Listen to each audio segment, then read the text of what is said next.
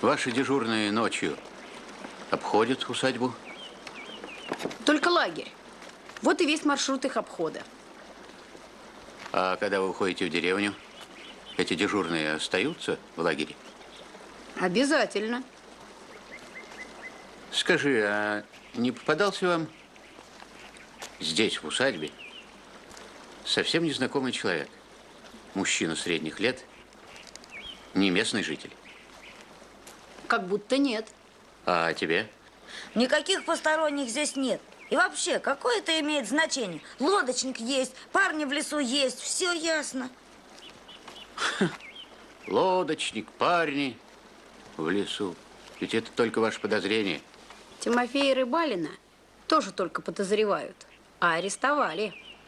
Против него улики, а против этих нет улик. И все же Тимофей не виноват. Никто не говорит, что виноват. Есть улики, значит, держат. А парни копают, и пусть копают. А что они ищут?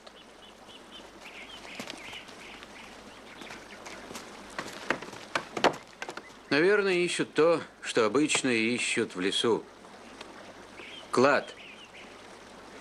Я родился в этих краях. И, сколько себя помню, здесь всегда искали клады. Одно время так землю перекопали, что пахать не надо было. Ну, а граф был богаче чудак. Он добывал на Урале драгоценные камни. Вот люди и говорили, что здесь зарыта драгоценность. Но никто никогда ничего не находил. А вот верят. А может быть, Кузьмин знал, где зарыт клад, но не хотел рассказывать. И они его убили. Ну, зачем же убивать? Наоборот, если он знал, значит, они вынуждены были его оберегать, в надежде, что рано или поздно он им скажет. Но никакого клада нет. А почему же лодочник напал на нас? А почему ты злишься? Чего злюсь? Я не злюсь. Но почему? Трудно сказать. Лодочника мы знаем. Старый рецидивист. Его специальность – валюта и драгоценные камни, но не убийство. Убивать он не будет. Тем более, что недавно из отсидки. Как же так? Ведь известно, что лодочник – вор-рецидивист. Почему он до сих пор разгуливает на свободе, как ни в чем не бывало? Закон есть закон. Сажать его пока не за что.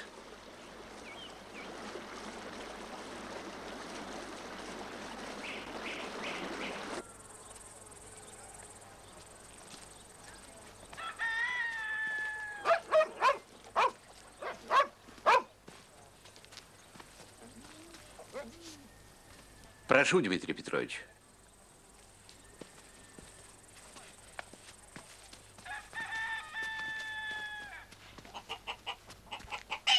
Вот и дождались теперь. Будут следователи ездить, народ тягать. Человека убили. Теперь потягают. Ведь кого нужно тягать? Того, кто убил? А мир при чем? Он, следователь, допрашивает, кто лодку с Халзиного луга угнал. Да кто же ее угнал? Может, мальчонка какой? А, разве в лодке дело? Тут человек убитый. Вот Следователь тоже не дурак. Понимает, что к чему. Кузьмина убили на Халзином лугу, а лодку нашли на песчаной косе. Это сколько будет? 5 верст будет, а по нынешним 8 километров. Вот следователь и спрашивает, кто ее туда угнал и зачем. А с песчаной косы? Ее вон пионеры дальше погнали до Фролкиного броду.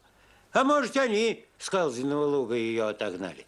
Может, по-вашему, пионеры и Кузьмина убили? Кто Кузьмина убил, известно. Зато и арестованный, и в тюрьме сидит. Вину Тимофея Рыбалина нужно еще доказать. Пионеры. Такому следователю, как Свиридов, надо заниматься делами о похищении кур и гусей, а не искать убийцу. Это ты брось. А как он дело с Кортиком провел? Как прижал Никитского? Никитского прижал Полевой, а Свиридов и тогда во всем сомневался. И сейчас он что-то ходил по лагерю, по усадьбе. Что-то искал, что-то вынюхивал. А что он искал? Что вынюхивал? Он и сам не знает. Надо самим доказать, что Тимофей не виноват. А во всем виноватый лодочник и те парни в лесу. Короче, надо идти в лес. Фу, черт бы тебя побрал. Люди верят, что здесь был зарыт клад. Слухи. А здесь полное научное обоснование. Вот тут вся история Демидовых. Где ты достал эту книгу? Где? Свистнул у графини. Мне доктор дал.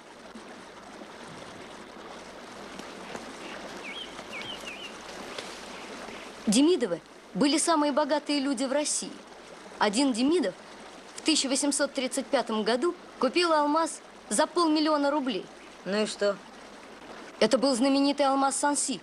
Он был вывезен из Индии лет 500 назад и принадлежал Карлу Смелому. Карла убили на войне, а алмаз достался французскому маркизу Ле Санси. С тех пор этот алмаз называется Санси. Теперь слушайте, что было дальше. Слуга Санси вез к нему этот алмаз.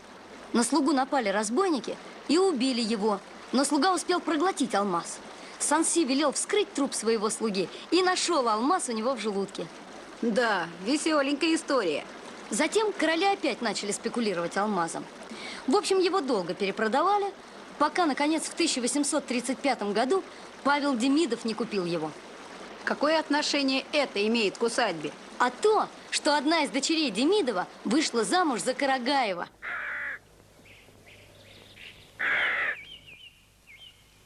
Может, этот алмаз, как его... Санси. Может, этот алмаз Санси перешел к графу Карагаеву. Приданое там то все. Может быть. Значит, всем надо идти в лес. Тихо. Этот алмаз или что-то другое, но факт, что ищут. А когда ищут драгоценности, то и убивают друг друга. Последите за графиней. Я скоро вернусь.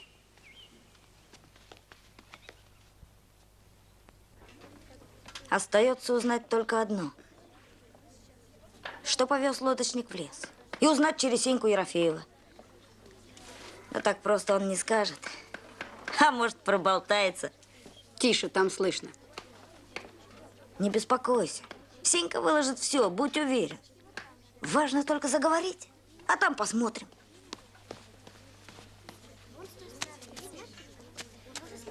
Садись с нами. В карты не играю. Посмотреть посмотрю. Не бойся, не на деньги, на щелчки. Со мной играть нельзя. Я кого хочешь обыграю. Так уж и обыграешь. Честное слово. Дай колоду.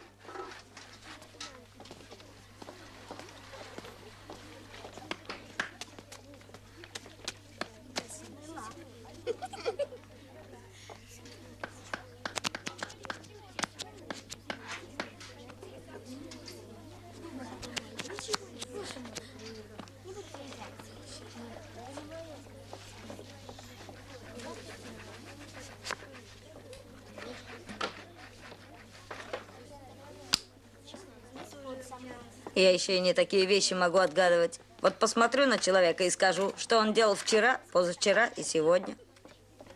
Ну, это ты врешь. Могу доказать. Ну, чего я делал вчера? Ишь ты какой, сразу я тебе и скажу. Конечно, не скажешь. Откуда тебе знать? Значит, не знаю. Не знаешь. Не знаю. Нет. Хорошо. Если я тебе скажу, что ты делал вчера, то ты мне скажешь, что делал позавчера. Ладно. Ты вчера ездил на мельницу. Верно. Это мог ты и видеть. Где же я тебя видел? Я на мельнице не бываю. Ты думаешь, только один можешь отгадывать? При чем здесь? Один, не один. Мы условились, вот я и отгадал. А ты теперь мне скажи, где ты был позавчера. А я тебе отвечу, где ты был позавчера, правда или неправда. Ишь, какой ловкий. Думаешь, ты один можешь так отгадывать. И другие есть. Я что хочешь отгадаю. Ну, что ж ты можешь отгадать? А что хочешь? Верно, верно. Ну, что же он может отгадать? А что хочешь? Вот, Акимка. Мы тут одну вещь спрячем, а ты найди. Найдешь? А чё ж? Ну, давай. Только не оглядывайся. Во, видал? Ну, вот эту вещь спрячем. Пусть ищет, век не найдет.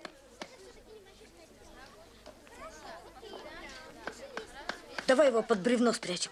Не годится. В раз найдет. Знаешь, что мы сделаем? Тащи кепку. Мы под кепку положим. Пусть ищет, век не найдет. А за это ему 5 горячих влепим.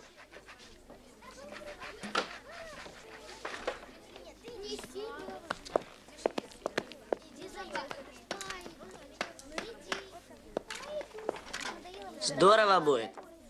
Ни за что не найдет. Только отвернемся к нему спиной, Зачем? чтоб ты ему не подмигнул. Ладно, Если хоть слово скажешь, играть не буду. ладно, ладно. Акимка! Давай, можно.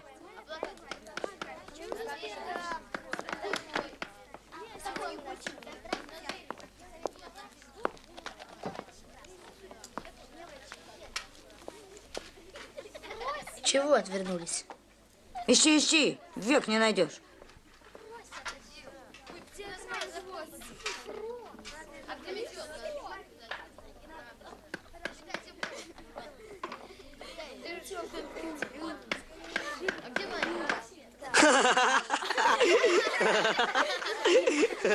А ты говорил, не найдешь.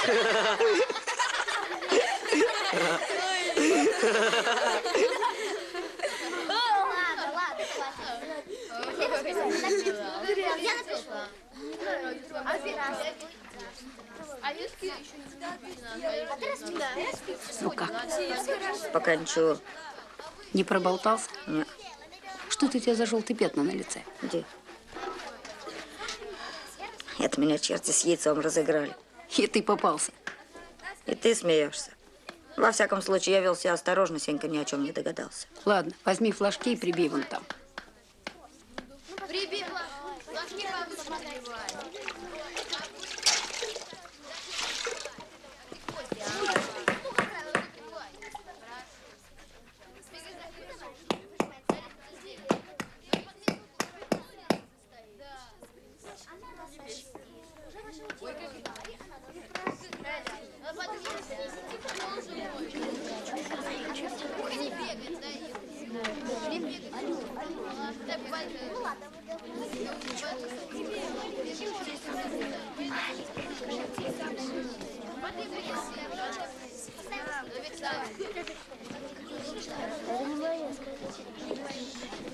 Что с тобой? Проглотил Что проглотил? гвоздь.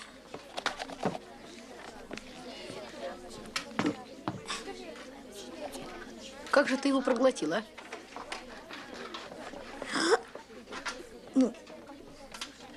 Может, ты его не глотал? Было 3, а стало 2. Надо его по спине ударить. Ты что? Вобьется гвоздь в кишки? Рвотное. Вот единственное средство. Рвотное? Ты с ума сошел? Разве можно так просто выдирать гвоздь обратно? Он обязательно застрянет. Помню, я однажды кость проглотил. Вот такую. Да подожди ты. Нашел время, когда о кости говорить.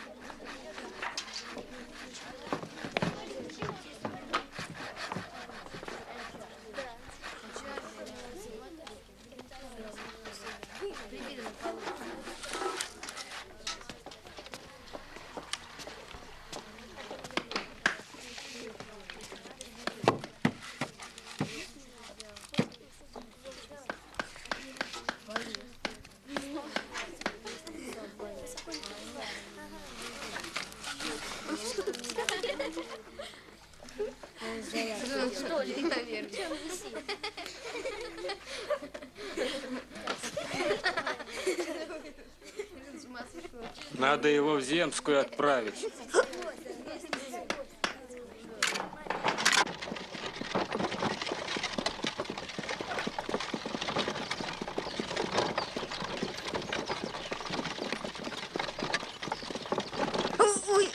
чего? Гвоздь по телу путешествует. Уж до ноги дошел, обратно в живот возвращается. Кондратий Степанович, нельзя ли побыстрее? Ему совсем плохо. Ничего страшного в этом гвозде нет. Переварится в желудке, дело с концом. Подумаешь, гвоздь. Ерунда. Когда я в Москве жил, мы с приятелем Большой театр оборудовали. Вы оборудовали Большой театр? А кто же еще? Мы оборудовали Большой театр. Там артисты, дирижеры. В общем, вся дирекция. А приятель мой возьми и проглоти костыль. Большой такой железный костыль. Дюйма 2. Не шутка. Ну и что? Ничего. Переварился. Он выпил две бутылки водки для лучшего сгорания. Костыль и переварился.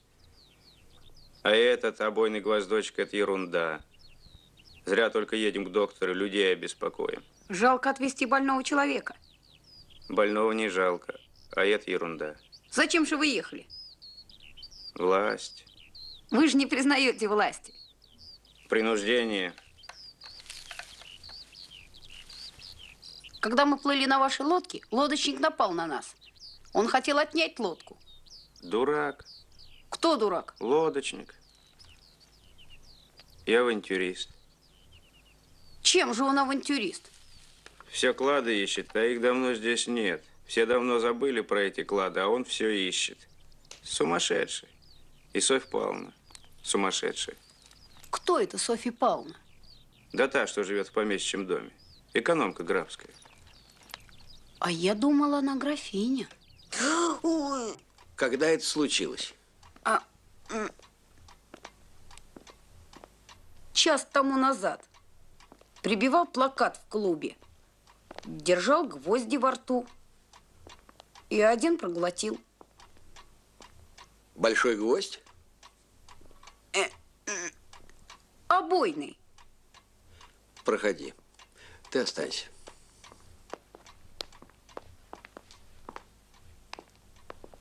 Ну, раздевайся. Воды. Раздевайся, раздевайся.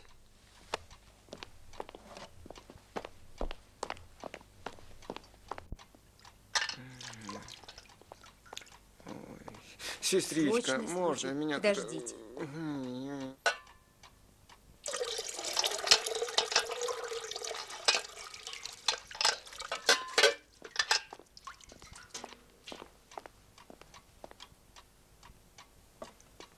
Ну, что ж ты не раздеваешься?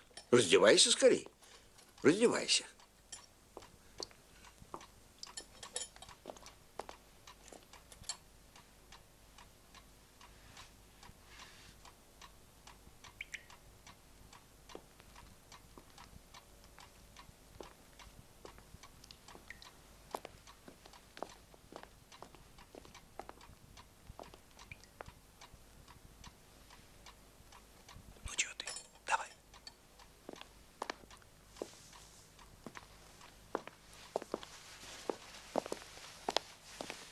Ой, холодная.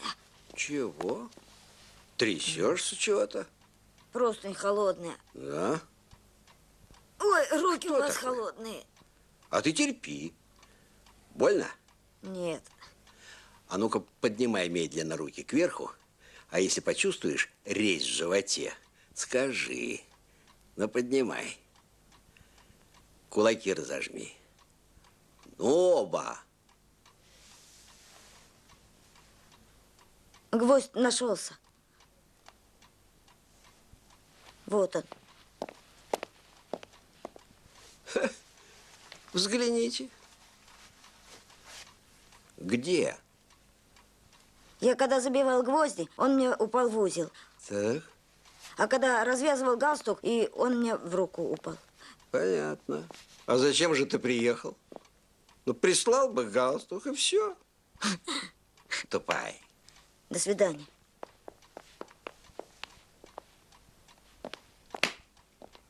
До свидания. До свидания. Следующий. Наконец-то. Ну ладно, я с гвоздем. А вы-то с клубом как лопухнулись? Мы 3 дня стены отмывали. Это убийство лесника на меня так подействовало. До сих пор в себя прийти не могу. Какого лесника? Лесника Кузьмина. Разве он лесником был? При графе был. До революции. Доверенное лицо. Значит, он хорошо знал лес. Еще бы ему не знать. На то он и лесник. Какой-то странный и таинственный у вас лес. Почему таинственный? Да так, рассказывают.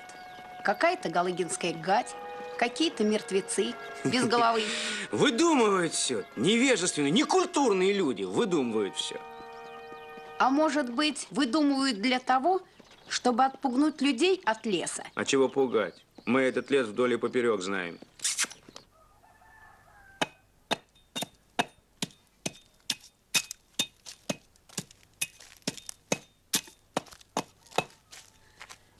Хозяйствуешь? Приходится. От брата есть что? Брат в тюрьме. Слушай, жердяй, у меня есть новый план. Ведь Кузьмин раньше служил у графа лесником. Ну и что? Значит, какое-то отношение к лесу имеет. Так. Выходит так. А кто прячется в лесу? Парни. Так? Выходит так. Значит, какая-то связь между ним и парнями должна быть. Верно. Придется идти в лес.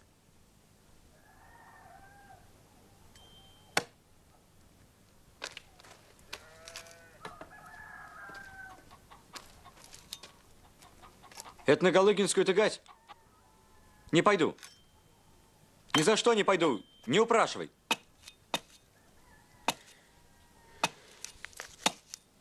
Родного брата не хочешь выручить?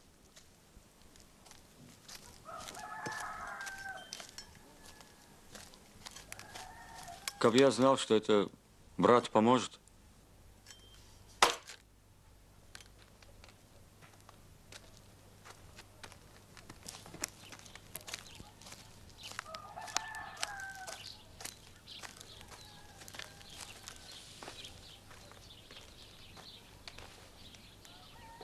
Ты о матери подумай. Ведь убивается? Убивается. Убивается. Вот видишь, убивается. А если его засудят, так она вообще с ума от горя сойдет. Тебе ее не жаль. Я идти не отказываюсь. Но на самую гать не пойду. Дойдем до гати и все.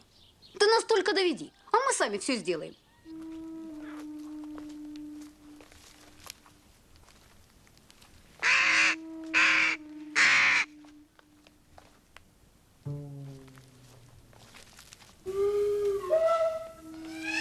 Ну как? Пойдем? А? Может, вернемся? Веди нас к болоту, только другой тропинкой, чтобы не было слышно.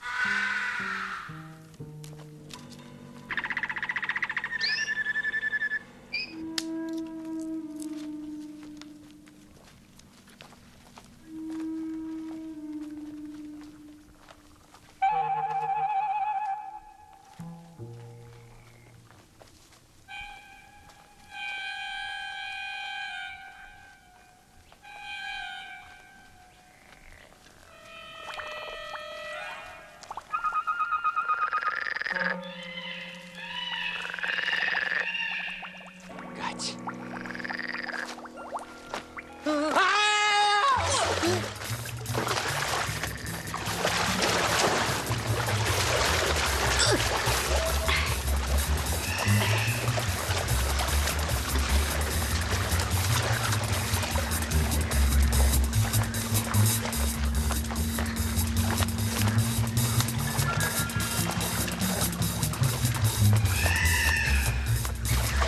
Ты куда? Назад!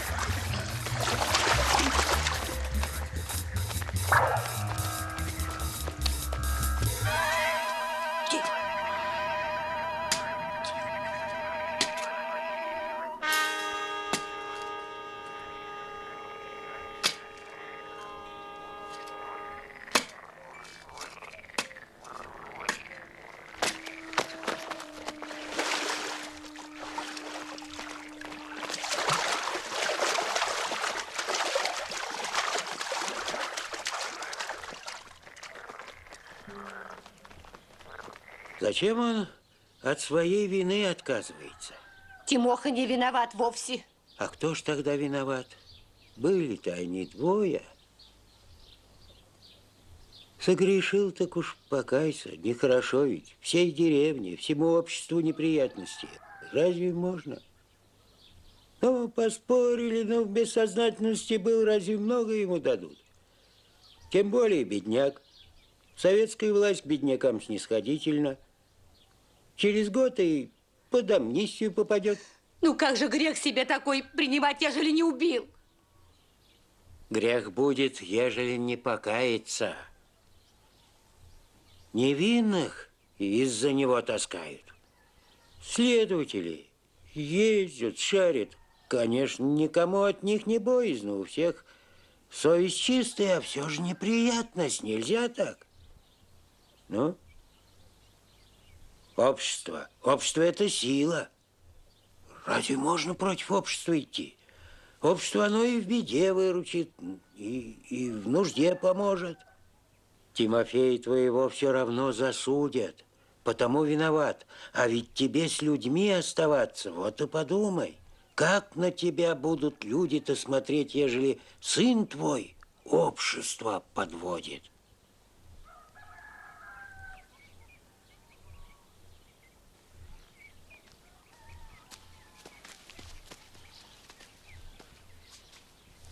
Почему вы требуете, чтобы Тимофей взял вину на себя?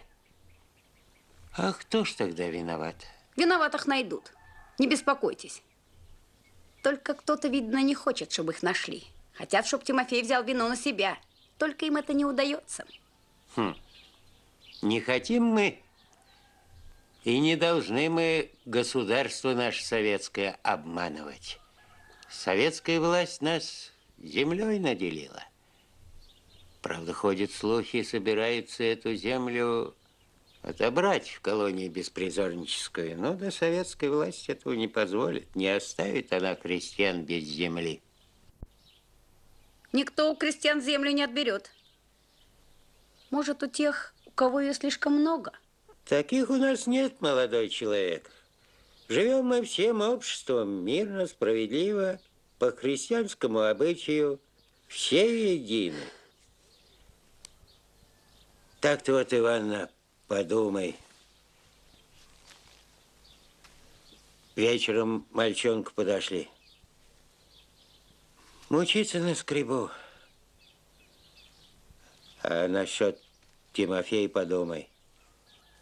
Очень тебя общество просит.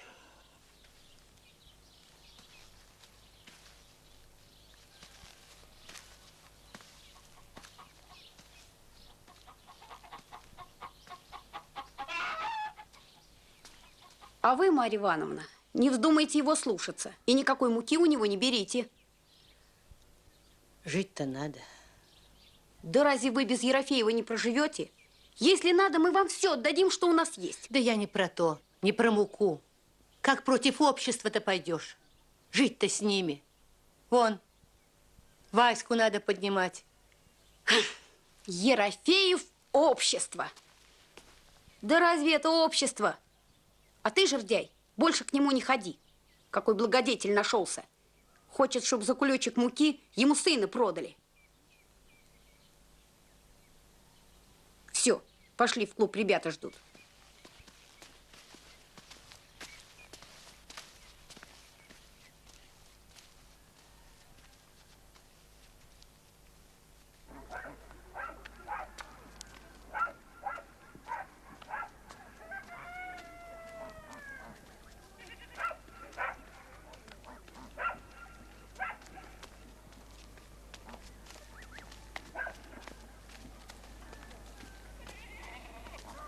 Иди прямо, не смотри в их сторону.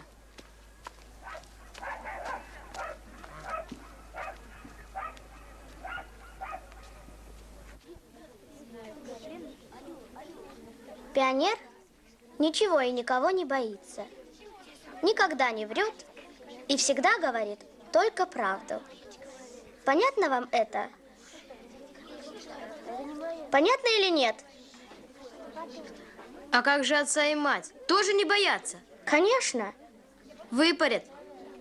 Если вы перед родителями ни в чем не провинились, то чего вам их бояться? Разбираться не станут. Выпарят, потом пойди. Доказывай. Родителей уважать надо, а не бояться. А как же, например, грозу или молнию? Ее тоже не боятся, что ли? А? А если убьет?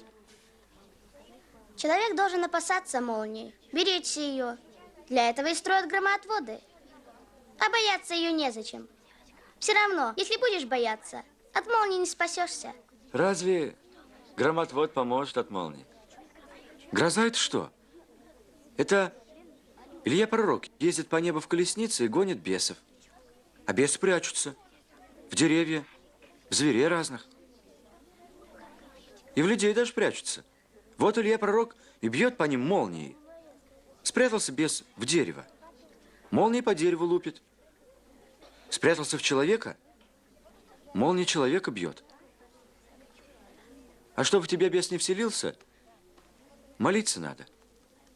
Будешь в грозу молиться, бес в тебя не вселится, и ты жив останешься. Больше ничем не спасешься. Никакого Ильи Пророка нет. Есть. И Бога тоже нет. Есть.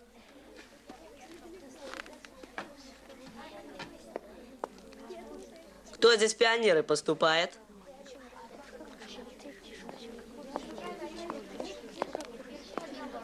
Покажись. Я поступаю. А тебе какое дело? Только попробуй. Попробуем. У тебя не спросим. Ну, катись отсюда. Спокойно. Слушай, Ерофеев, учти, что тебя никто не боится. И, между прочим, ты один, а нас много.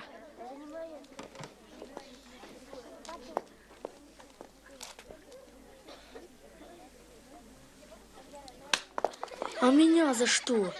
В следующий раз не убегай. Вот за что.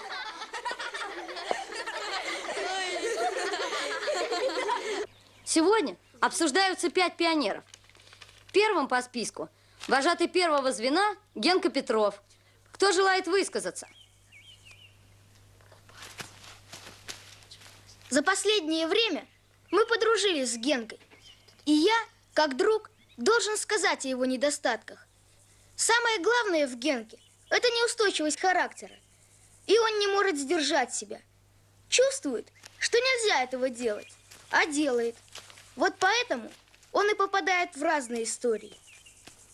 У Генки нет дисциплины. Генка группа легкомыслия. Генка любит дразнить других. Генка болтлив и никому не дает слова сказать.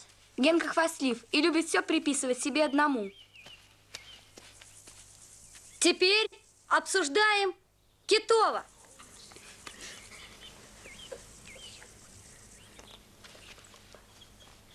Чего можно ожидать от человека, который думает только о еде?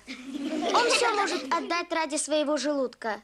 Ребята, давайте вспомним комсомольцев времен Гражданской войны. Подумаем о комсомольцах фашистской Италии. Разве они думают о еде? Представим, что среди них есть вот такой кит. И вот он попадает, скажем, в тюрьму. Там его мучают, пытают голодом. А разве кит выдержит пытку голодом? Скажи, кит, выдержишь? А теперь обсуждается Славка. Я!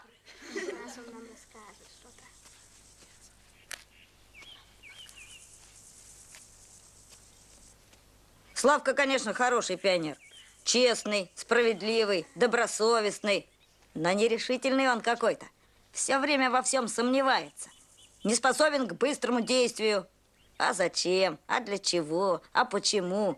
Так не годится. Во всем нужна решительность, смелость, быстрота. А где у Славки волевые качества? Надо тренировать волю, а он увиливает от утренней зарядки. А как сказано, в здоровом теле здоровый дух. Вот как сказано. Это надо понять. Ты, Славка, немного мягкотелый. Генка прав.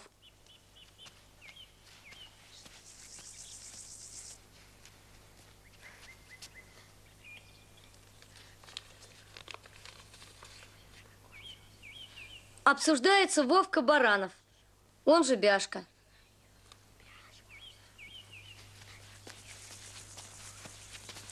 Бяшка очень кичится своей борьбой за правду. Эта борьба превращается у него в самоцель. Его уже не столько возмущает неправда сама по себе, сколько привлекает поза борца за справедливость. Бяшка, ты понимаешь, бороться с неправдой нужно для того, чтобы устранить ее. Понятно? Остался только один Миша. Он наш вожатый. А вожатого, как правило, мы не обсуждаем. Но он наш товарищ и пионер нашего отряда. Как мы поступим?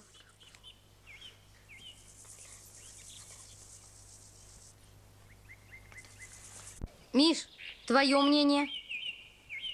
Пусть ребята сами решают.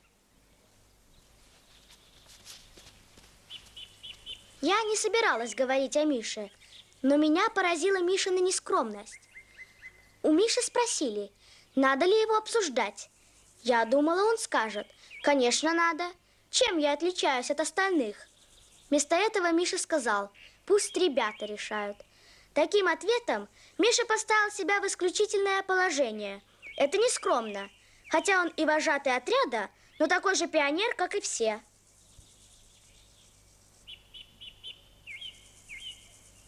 Мы давно знаем Мишу. У него есть один крупный недостаток. Он любит секретничать с Генкой и Славкой. Вот это и отделяет его от коллектива. И потом Миша делает поблажки некоторым ребятам. Кому? Генке, вот кому. Вот что, ребята. Насчет Генки, я думаю, Кит не прав. Я никому не делаю исключения, а Генке тем более. Насчет же секретов, в этом есть доля истины. Но вспомните историю с Кортиком. Если бы я не держал ее в секрете, то ничего бы не нашел. Тогда было совсем другое дело. Хорошо. Дело идет о том, чтобы спасти брата Жердяя, которого обвиняют в убийстве. Лодочник не зря тогда на нас напал. И надо все проверить. Поэтому никому ни слова. Вот и весь наш секрет. Итак, самохарактеристики закончены. Каждый учтет то, что сегодня о нем говорили, и постарается исправиться.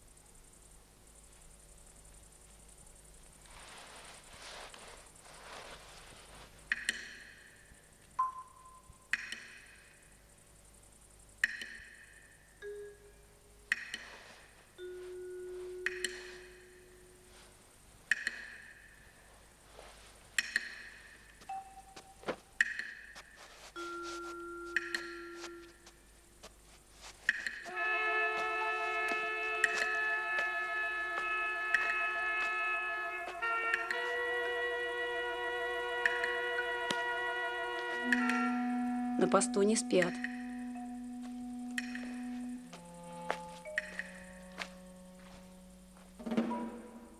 Председатель, гляди-ка. 4. Нет, 5 яблонь сломали. И вроде как топором.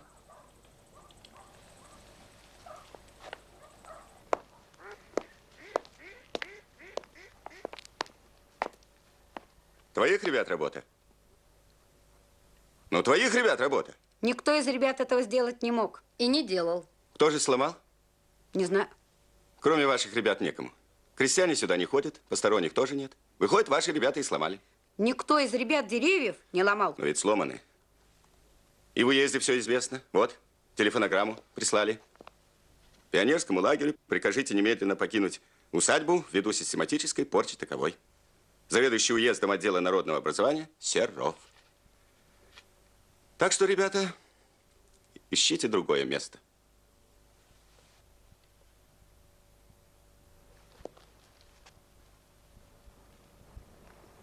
Эй, вы! Собирайте манатки и катитесь отсюда. Ну ты! Вот, хулиганы. Они и есть. А ну, выше руки. Нас выгонят отсюда. Это же позор. Теперь мы не можем уйти из усадьбы. Вот режьте меня, убивайте, а я знаю, кто это сделал. Это все Сенька с Акимкой и нарочно, чтобы нас выгнали с треском.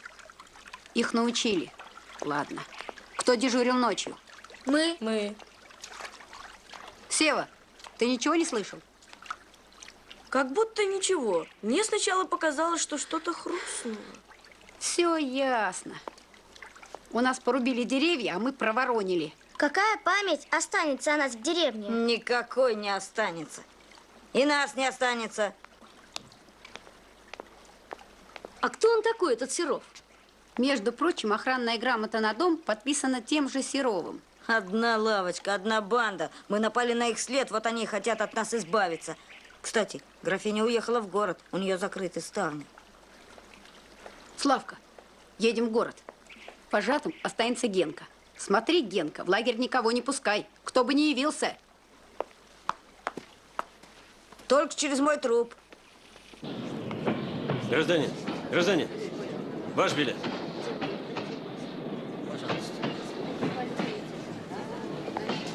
Ваш билет. Ваш билет.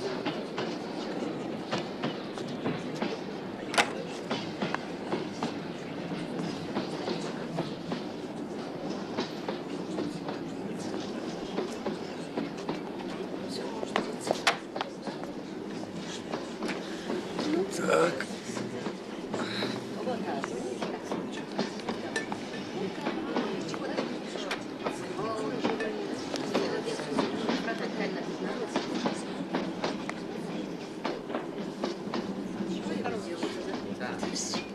Часто возишь? Часто. Много, значит, курты. А почем продаешь? Как базар. А, понятно.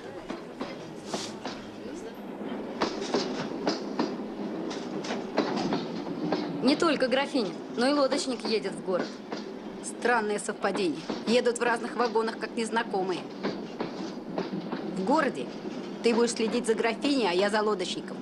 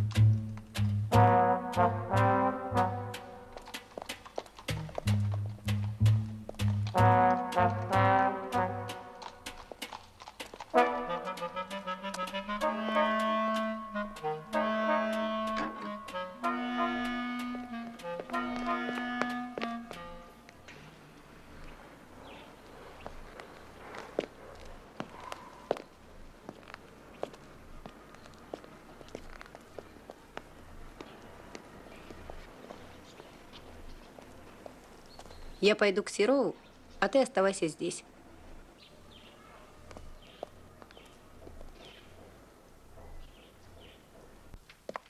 Нет, нет. Нет, нет. Нет, я сейчас занят очень важным делом. Да, да. Нет, не могу, не могу. Не могу. Не могу. Ну, пожалуйста. Ну что ж, знаю, знаю. Про все ваши несчастья я знаю. А ведь могло быть хуже. Это с сахаром. Но кое-кто это дело замял. Какое дело? Ну, тут против вас такое поднялось, такое. Хотели в Москву писать. А я говорю, ребята молодые, неопытные, ну, не сдружились с местным населением. Ну, же казнить за это. Перейдут на другое место. Ну, дело с концом. А почему мы должны перейти на другое место? Вас как величать? Миша. Вы понимаете, Миша, усадьба эта историческая ценность, гордость губернии. Весь инвентарь ее хранится в местном музее.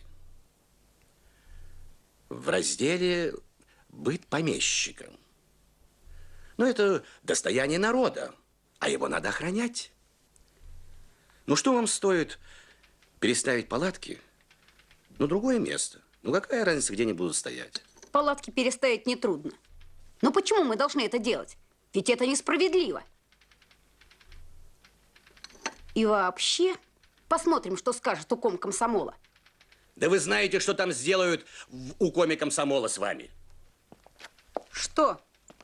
Вас исключат из пионеров? За что же это меня исключат? Да вы поймите, что вы там натворили. Ребята разбегаются из пионерского лагеря. Они проходят по мокрому делу. Ну, по уголовному делу об убийстве. Вот ведь какой клубок получается. Нет, Миша, в этом деле самое главное – это вовремя уйти. Договорились. Так. Нет, не договорились.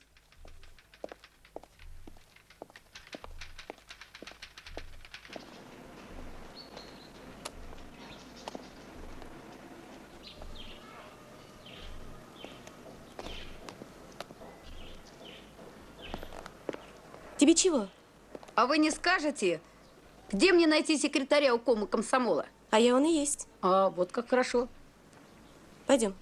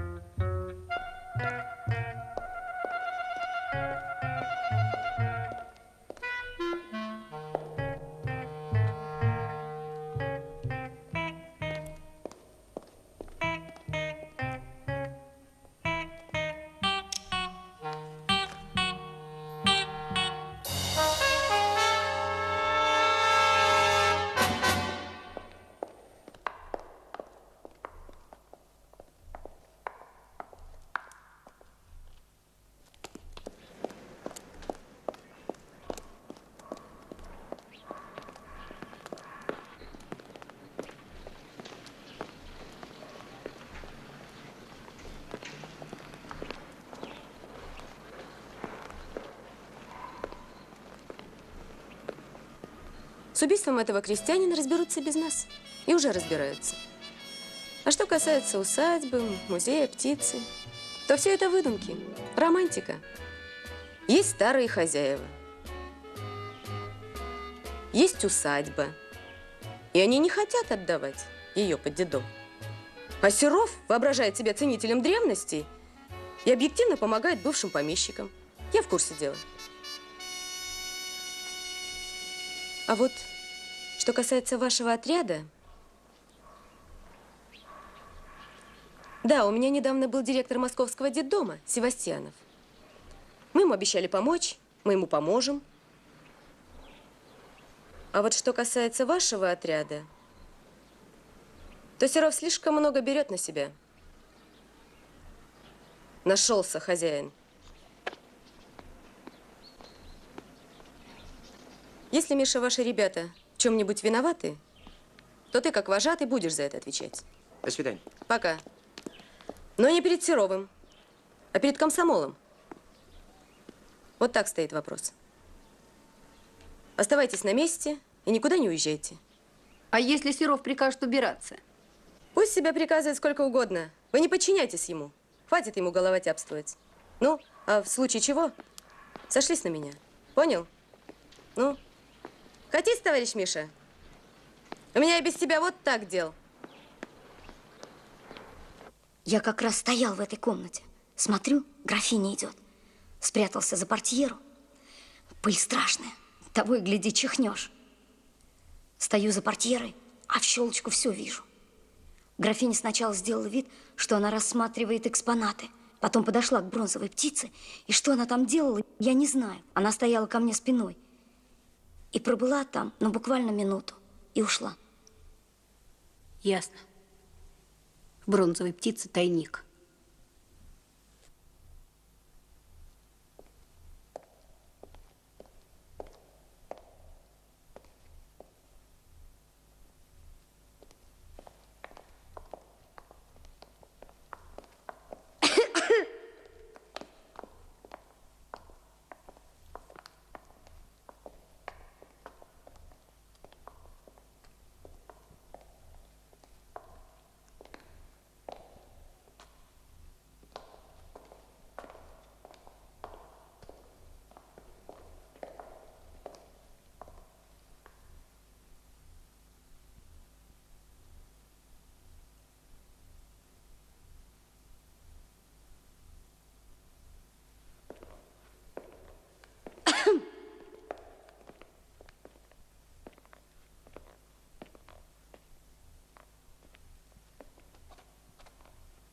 Закрывается. Закрывается, молодой человек. Закрывается. Сейчас. Закрывается. Закрывается. Пошли.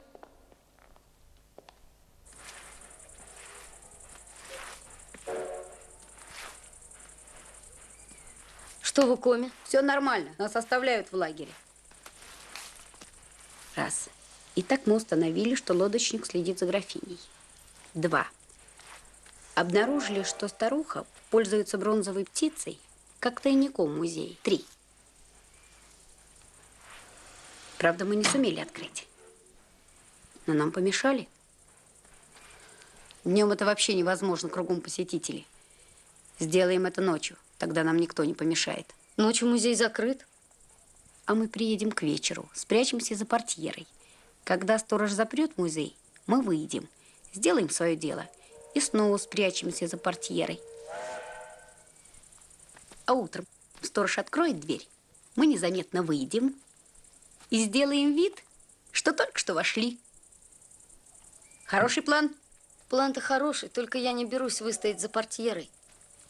Там такая пылища, я обязательно чихну. Ну что ж, ребята, придется взять Генку. Спасибо большое. Кушайте. Придется взять Генку. Я не отказываюсь, а только предупреждаю. Могу чихнуть. Поэтому я и возьму Генку. Генка не чихает.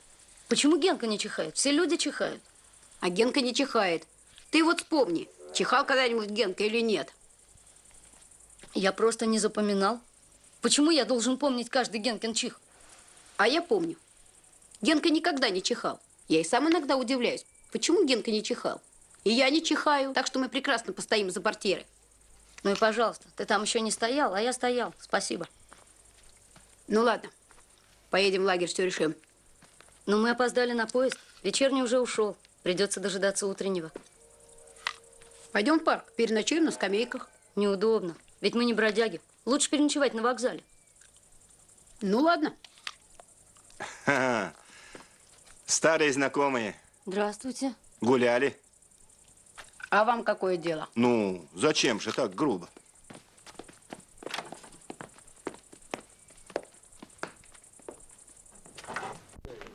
Вижу земляки. Отчего, думаю, не подойти. Вот. Или вы, может, обижаетесь на меня? Ни на что мы не обижаемся. А я думал, обижаетесь напрасно. Не вы должны обижаться, а я. В реке меня искупали.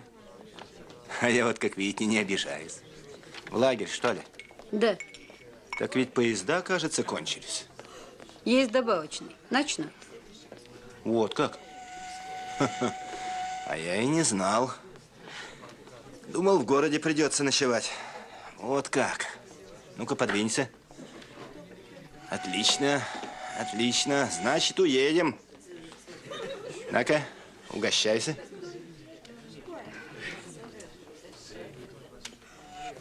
Держи.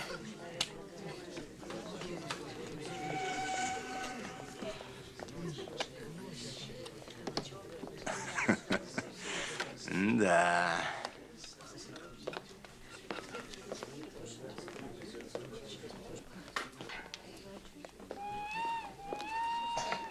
Черт бы его побрал.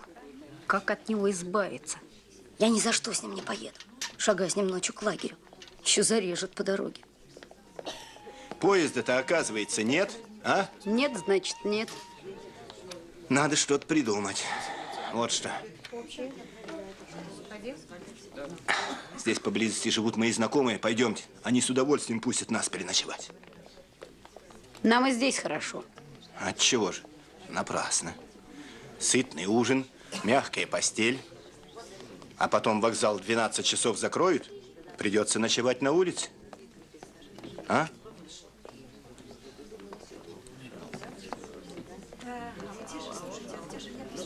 Вот так.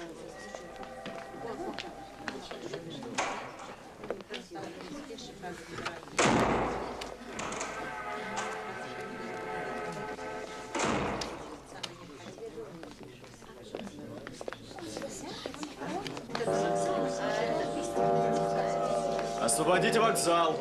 Поезда ушли. Освободите вокзал. Освободите вокзал.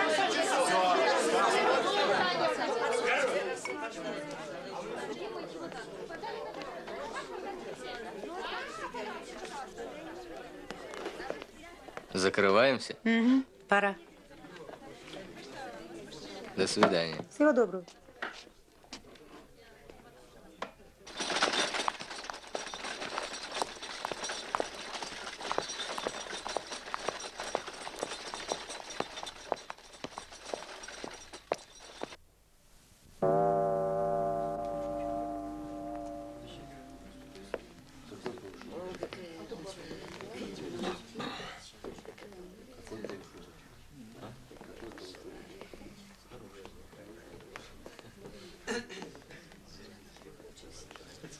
Секундочку. Да, кисели. Один билет, пожалуйста. Пожалуйста. Ага. Благодарю. Извините. До Заречья один. Один, да? Ага. Пожалуйста. Мишка.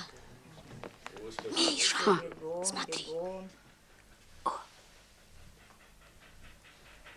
Поезд отходит в 6. Он уедет на нем. Мы поедем следующим. Через час.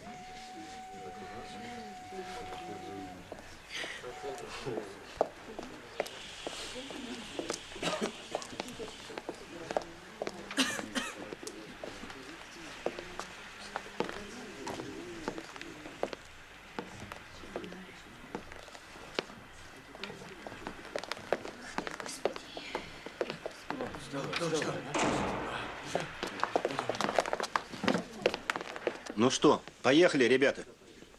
Никуда мы не поедем. У нас дела. То есть как это не поедете? Почему? Не едем и все. И вообще, что вы к нам пристали? Вам нужно, вы и поезжаете.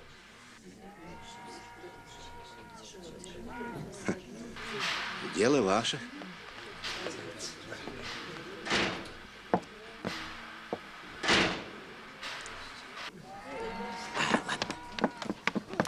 Опаздывайте, поезд уходит.